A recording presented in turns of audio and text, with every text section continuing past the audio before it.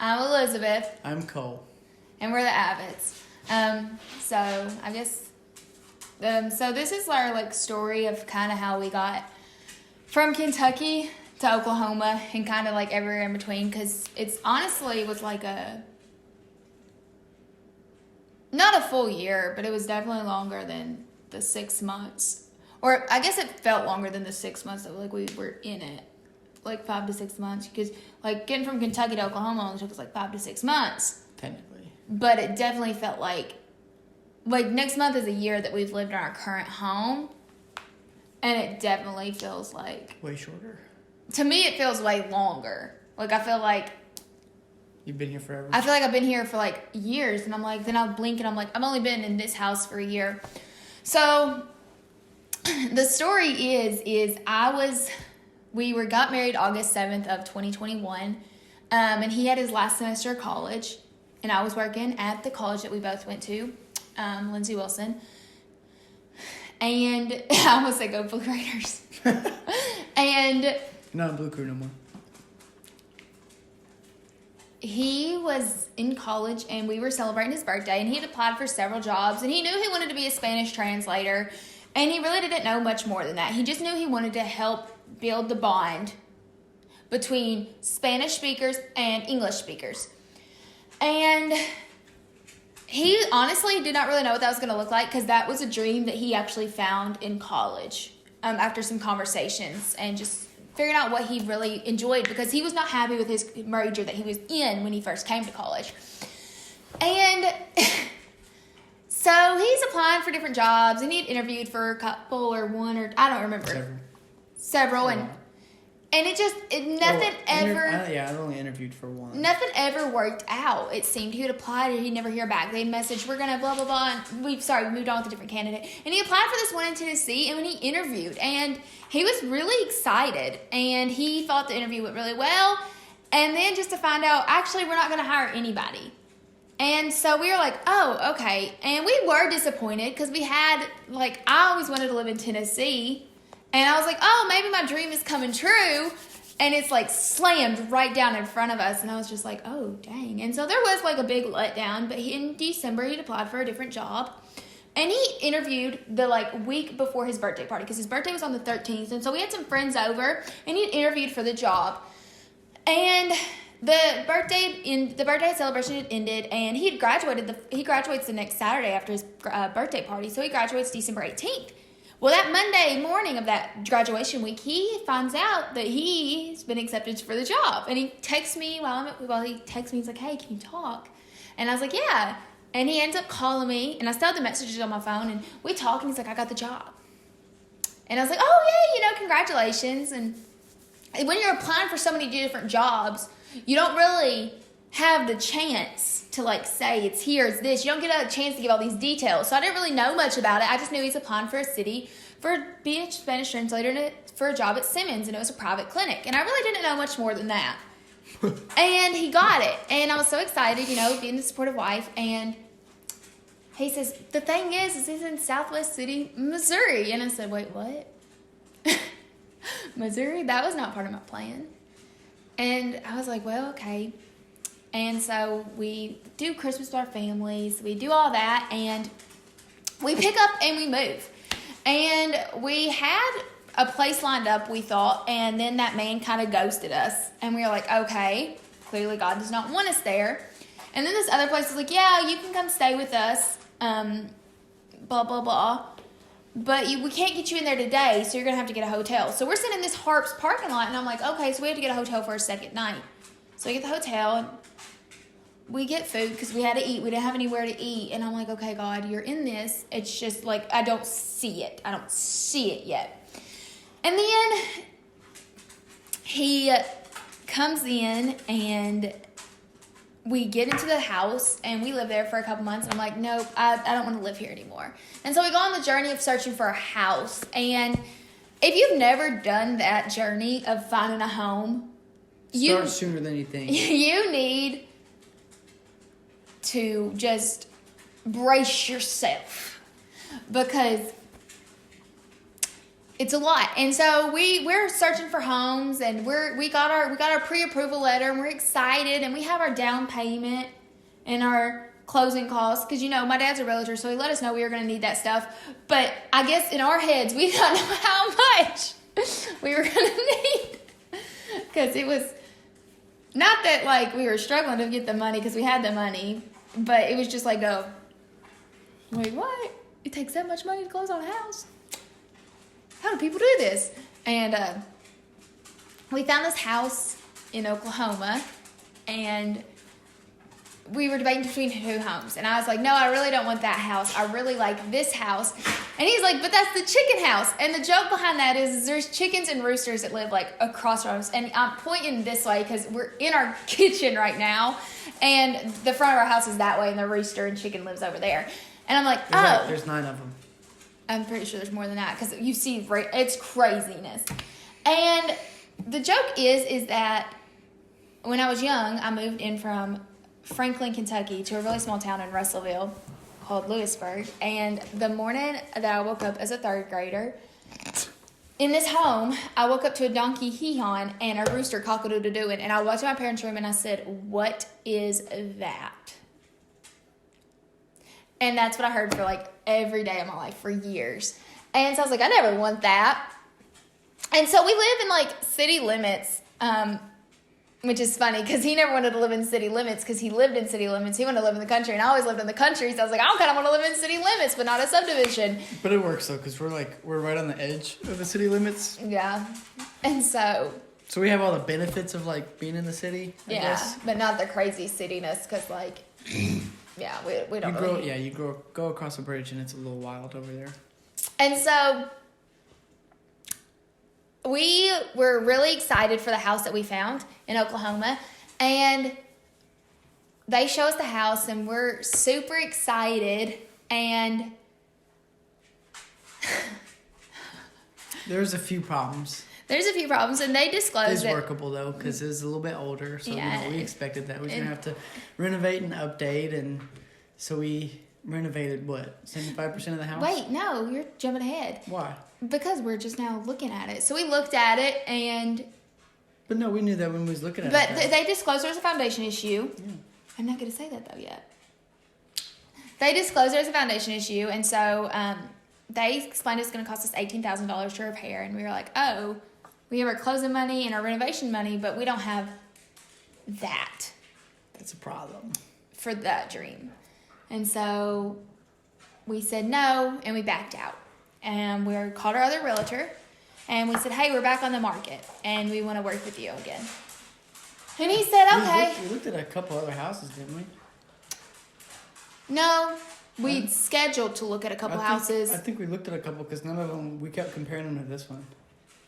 I don't remember, because I feel like we did, and then I'm like, no, I don't think we did, because they got back with us so soon after we took away our... I don't know. Either way, he came back to us, and he liked us as a couple because he reminded him of him and his wife when they moved into this house, and so he put up the money to fix the foundation and...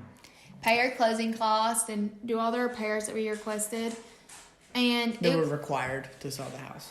Yeah, and so... Because now you got to have special outlets next to water. Back in the 70s, you didn't. In the 80s, they were like, get electrocuted. We don't care. It's good for you. But now they care. And so it was just like a really big process. And they were like, yeah, we pray about it. We did pray about it before we decided, because we think you should do everything with prayer. And we prayed about it. And we were like, yeah, we have a piece. And we talked to my dad, because he's a realtor.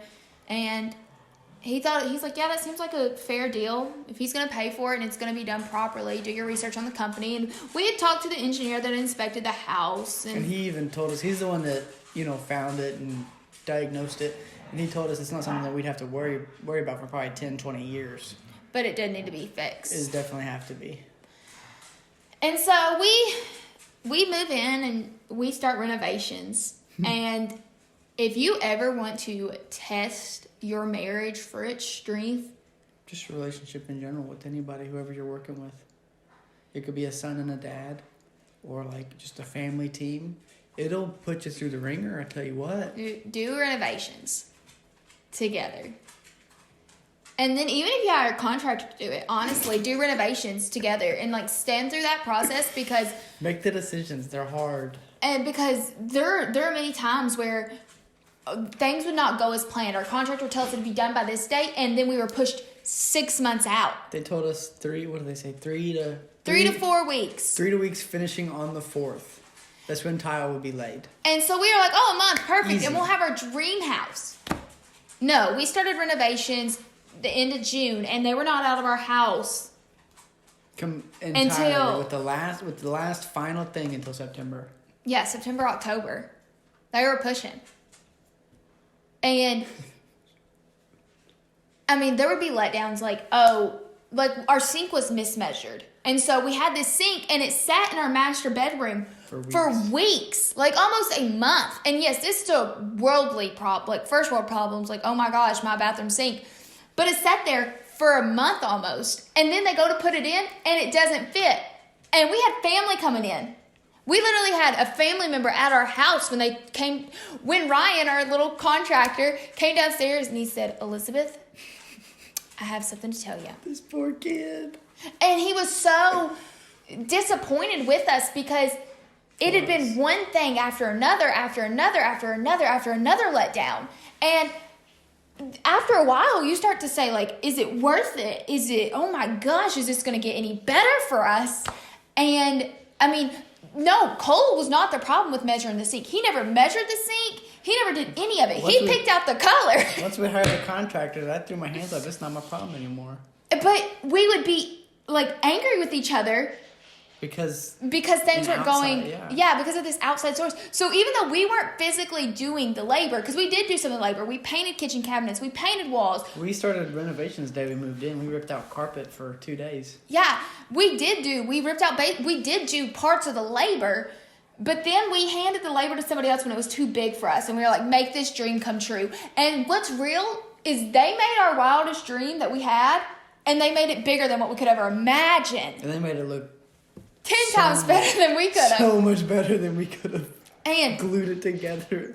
And the thing is like there was mismeasured stairs, and I was just like, just stuff that happens. And not that we were mad at each other, but we'd be like frustrated, and that anger would show towards each other, and we'd have to take steps back and be like, I'm not saying this. I don't mean to say it to you this way. This is how it's coming out, so I need to stop. Yeah, we had to take a lot of steps back. And I think in those months of renovation, like, our marriage definitely got way stronger. Which there were other tests before that, but just like... Yeah, like driving through the U-Haul with Spice. Yeah, like the trip from Kentucky to Oklahoma was a huge, like... ordeal. Test of faith, of marriage, of friendship, of management of money. James talks about it pretty well. Take heart. And I felt like Peter, like, I've been shipwrecked, I've been people, all these things, but in actuality... Wasn't Paul shipwrecked? We watched Superbook today. Yeah, I mean Paul, not Peter. Gosh. I watched Superbook today. Sorry. Me over here misquoting people in the Bible. Peter did go through a lot of hardship, though. Yeah, but Paul's not shipwrecked. But it was a journey, but now looking back, it's fun memories. And it's amazing to see how God was there. And I think of like this prime example of like a test of faith, a real strong test of faith of us is I was going through some health issues, and I had a doctor's appointment the day before. And it was a $25 copay. Okay, whatever. I knew we were getting paid that Friday. But the problem was it was Tuesday. Okay? And I knew we were getting paid. And he got paid Thursday and I got paid Friday. That's how our schedule worked at that time. Mm-hmm. And now it's different because he has a different job. And so I knew that money was going to be there on Thursday and Friday. But the problem is I didn't have my calendar because we were in renovations. It's still in a box. And I live by a calendar, and if you could see my calendar, it's actually right here beside us. It has everything marked out. It has dots of when we get paid. It has dots of when bills that we have to pay electronically, because they're not automatically out of our bank account. It has everything. Our dog's pills. It's a lifeline for me in a sense. Without my calendar, I don't know what I'm doing because that's how I live. I live by a calendar, by a schedule, by everything. I'm a very oriented person like that. And so I didn't have my calendar, so I was in a frazzled state, and I paid the $25 copay before, and they needed blood because it was going to help the diagnosis process. And I sit down, and I had already given a urine sample, and the lady has the little thing on my arm, and she's like, "Oh yeah, blah blah blah, it's gonna be $50." I said, "What?" And if I was her, that's where the difference between me and her is, because if I was her, I'd have take the thing off, dump the pee out. I gotta go. I can't do this yet. And I said, okay. And I handed her my bank card, and I texted Cole, and I went about my business. And I said, God, please, because there's only going to be $25 left in my bank account after this. Please. And if you know me, I don't check my bank account ever. It's not my characteristics. He's the bank person. He checks the bank account like crazy. It's my job. And because I don't do the budgeting usually. And I'm doing it currently, but that's something we'll talk about that later. And I hear this still small voice say, check your bank account. And I was like, okay, God. Okay. So I open my bank account, I'm checking it. And it says $3,000+ in there. And I said, wait, what? Wait, what? Where did that come from? And it was just like a test of faith of are you going to give your credit card over knowing that I have you, I got you, and you're going to be taken care of, and you're not going to have to live off $25 for a couple of days? Or are you going to hold back your credit card and be like, no, I'm good. And I think that's just this whole process has just been a process of building faith. This whole time, I'm going to build your faith. I'm going to build your faith. Because I have faith, you have faith, we have faith. But sometimes when you're walking through something, you're going to need more faith than you have currently. And I definitely feel in that season, God was building our faith, because the season that we were about to walk through was going to be so much more stressful and so much more complicated. And we were going to need so much more faith than what we already had. I think the whole experience of remodeling the house and moving, like she said, is a way that God built our faith, because we was faithful people when we lived in Columbia, but we was very comfortable, we was very safe, and we still don't have any worries, but worrying was even easier. It was even less back then. Yeah. And what he means by that is, I worked a job and he didn't work, but one of my paychecks covered our bills, all our bills, groceries. Because it was my place that we lived at was $700 total for rent, water, electric, Wi-Fi, everything was $700. So one check covered everything. And so we had always an abundance of money. And so we were able to do things, and we were able to save. And I think that's one thing we never looked back on is that season of living in an apartment, a 2-bedroom small apartment as a young married couple, was we were able to take one of my paychecks every month and just hold it back, or go out and have fun and fall in love deeper. And so I definitely feel God was okay, I took care of you in Columbia, Kentucky. You're going to be fine. Let's move to Oklahoma eventually.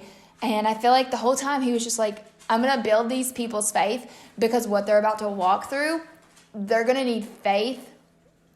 He was a bad person, but faith the size of Goliath. That's how tall I need their faith to be, and big and bold and strong. Because Goliath was a big, bold, strong, tall man. Ultimately, people are scared of him. I mean, they ran from him, and then little David comes up, because he had faith in his God that was bigger than Goliath. So, and but yeah, so I mean, that's just kind of our journey from Kentucky, Arkansas to Oklahoma. And yeah. Till next time.